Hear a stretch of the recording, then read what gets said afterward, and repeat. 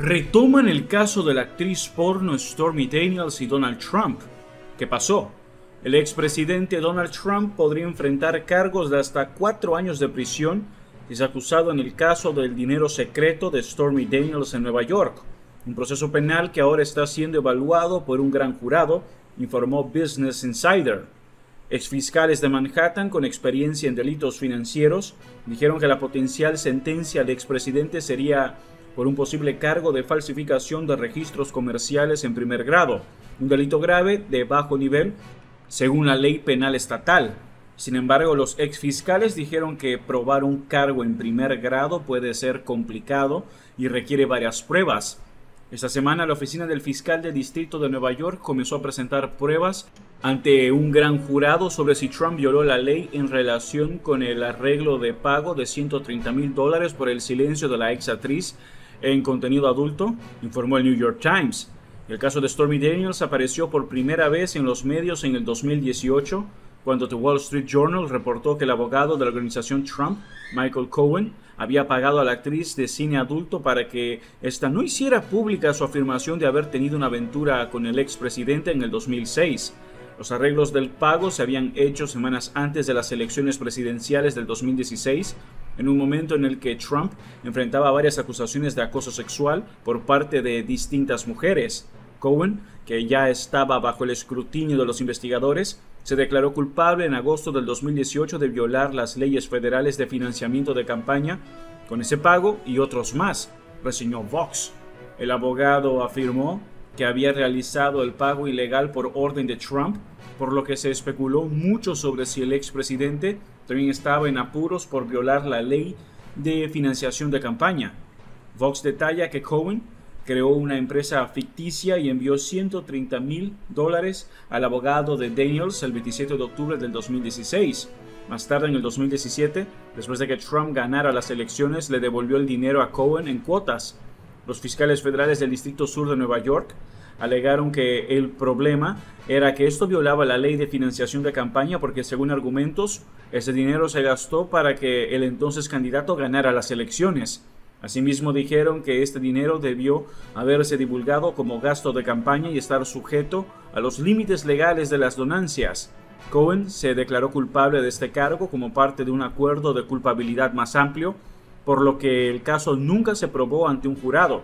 En el 2018 fue sentenciado a 3 años de prisión.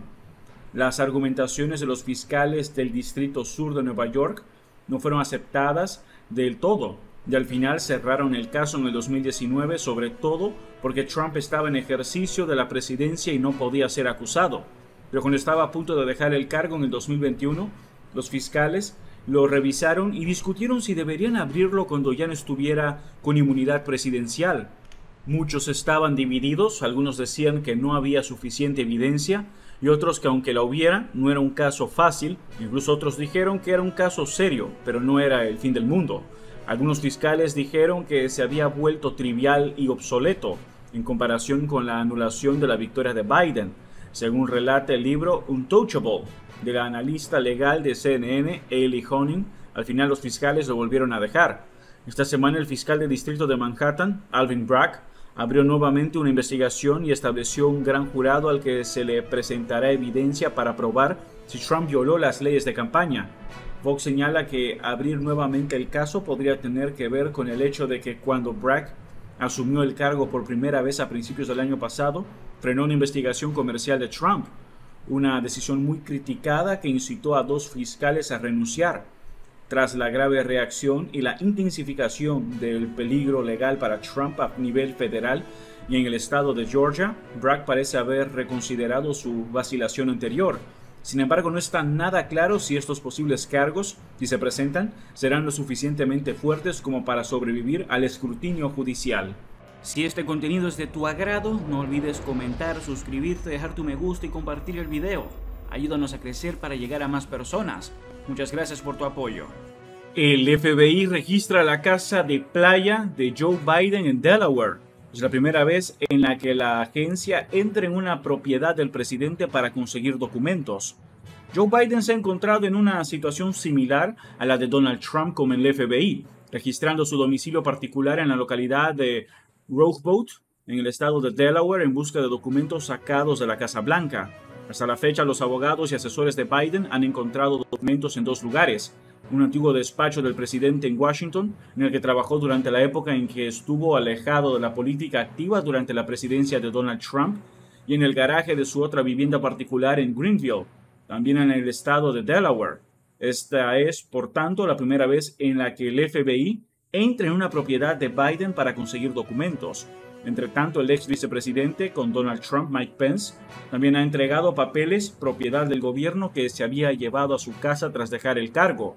El Departamento de Justicia de Estados Unidos ha nombrado sendos fiscales especiales para investigar el traslado de documentos por parte de Trump y Biden a sus domicilios. El actual mandatario criticó duramente a su predecesor por haberse llevado documentos a su casa de Mar-a-Lago en Florida, así que su imagen ha quedado dañada al descubrirse que él había hecho lo mismo.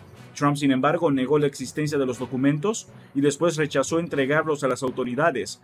Cuando finalmente lo hizo, solo les dio una parte de los que obran en su poder, lo que motivó el registro de Mar-a-Lago por el FBI en agosto. China pide a Estados Unidos encontrar un terreno común por el bien económico global. China y Estados Unidos deben encontrar un terreno común por el bien de la recuperación económica global, apuntó hoy el Diario del Pueblo, el periódico portavoz del Partido Comunista Chino, antes de la posible visita a Pekín del secretario de Estado del país norteamericano Antony Blinken. Estados Unidos no ha abandonado su obsesión de tratar a China como un supuesto competidor estratégico, pero lo que la parte estadounidense debe entender es que la competencia sirve para aprender unos de otros, ponerse al día y progresar juntos. Los "si tú pierdes yo gano" no funcionan. Los enfoques ciegos contra China no funcionan, indicó el periódico. Aunque Pekín no ha confirmado la visita, varios medios estadounidenses han apuntado en las últimas semanas a que Blinken podría aterrizar en Pekín el próximo domingo y permanecer en la capital china hasta el lunes. Se trataría del primer viaje a China de un secretario de Estado estadounidense desde el viaje que realizó el entonces titular de esa cartera, Mike Pompeo, en el 2018. En plena guerra comercial entre los dos gigantes, el Diario del Pueblo enfatizó hoy que ambos países deben encontrar la manera de llevarse bien, para así jugar un papel más decisivo a la hora de promover la recuperación económica global tras la pandemia de la COVID.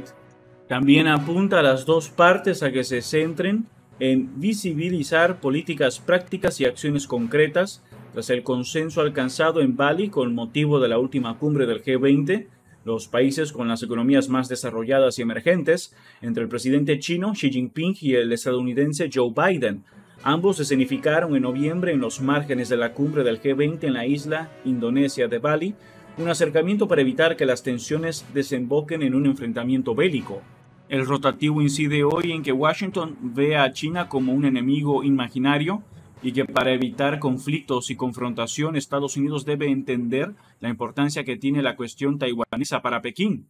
En ese sentido, la portavoz de Exteriores, Mao Ning, indicó esta semana que Pekín está lista para hablar, pero que no se puede exigir comunicación o cooperación a China mientras la otra parte sigue interfiriendo en los asuntos internos de China o dañando los intereses de China, dijo Mao en alusión a Taiwán. Es la línea roja número 1 que no se debe cruzar, aseveró.